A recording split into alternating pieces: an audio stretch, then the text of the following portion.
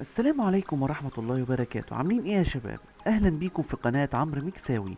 فيديو النهاردة بيتكلم عن 10 العاب منتظرين لعام 2025. اول لعبة معانا يا جماعة جي تي اي 6 المعروفة طبعا والمنتظرة بقالها سنة من روكستار. هتدخلك في فايس سيتي ميامي مع تجربة مليانة أكشن ودراما. هتعيش تفاصيل حياة العصابات في عالم مفتوح مليان نشاطات وتحديات. الجرافيكس هيكون خرافي والأحداث هتكون أقرب للواقع بشكل حلو قوي. اللعبة دي هتحدد مستقبل ألعاب العالم المفتوح حرفيا. واللعبة التانية اللي معانا يا جماعة واللي اسمها ذا واتشر 4 مع شخصيات جديدة وعالم غني بالتفاصيل. اللعبة هتركز على قصص مليانة دراما وسحر وألغاز مشوقة مع تحسينات كبيرة في الجرافيكس وأسلوب اللعب. التجربة هتكون أقرب للواقعية. لو بتحب الخيال والسحر دي هتكون مغامرتك المنتظرة. واللعبة التالتة اللي معانا يا جماعة واللي اسمها Assassin's Creed Shadows هتلعب دور قاتل محترف وسط أجواء الساموراي والتخفي. العالم المفتوح هيكون مليان تفاصيل تاريخية وألغاز مثيرة. اللعبة دي هتقدم تجربة فريدة لعشاق الأكشن والتاريخ. واللعبة الرابعة اللي معانا يا جماعة واللي اسمها مونستر هانتر ويلد جزء جديد بياخدك لعالم مفتوح مليان وحوش ضخمة وأسرار خفية. هتقدر تصيد الوحوش باستخدام أسلحة وتقنيات جديدة تماما مع تصميم بيئات أكثر تفصيلا وحيوية. التجربة هتكون مسلية جدا. اللعبة مناسبة لمحبي التحدي والمغامرات الجماعية. واللعبة الخامسة يا جماعة واللي معانا واللي اسمها افويد لعبة أدوار بتجمع بين السحر والخيال في عالم مفتوح ضخم. القصة بتركز على اختياراتك وتأثيرها على مجريات الأحداث.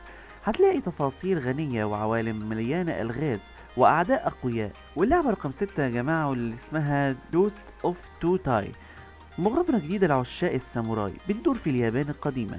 هتعيش رحلة لاستعادة شرفك وسط حروب وصراعات مثيرة. الجرافيكس مذهل وأسلوب اللعب بيعتمد على القتال بالسيوف. دي هتكون تجربة فريدة مليانة دراما وأكشن.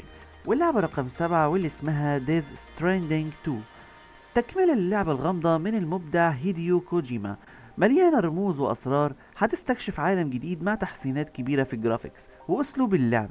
القصة هتكون معقدة ومثيرة للاهتمام لعشاق الغموض. لو كنت من محبي الجزء الأول دي هتكون تجربة ملحمية بالنسبة لك. اللعبة رقم 8 يا جماعة واللي اسمها دوم ذا دارك اجس الجزء الجديد بياخد عصر الشياطين في القرون الوسطى. هتقاتل أعداء بأسلحة غير تقليدية في بيئات مليانة رعب وأكشن. الموسيقى والجرافيك هيخلوك تحس بالحماس والإثارة طول الوقت. لو بتحب الأكشن السريع اللعبة دي مش هتخيب ظنك. اللعبة رقم 9 يا جماعة واللي اسمها باردير لاند 4 الجزء الجديد بياخدك لعالم مليان مغامرات وكوميديا مجنونة. هتلاقي أسلحة جديدة وأعداء أغرب من أي وقت فات. الجرافيكس الكرتوني والتجربة التعاونية بيخلوها ممتعة للجميع. لعبة مثالية لو بتحب الأكشن مع جرعة ضحك.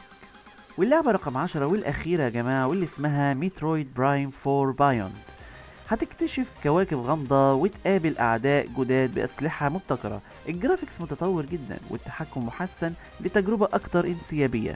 دي لعبة لازم تلعبها لو كنت من عشاق السلسلة الكلاسيكية.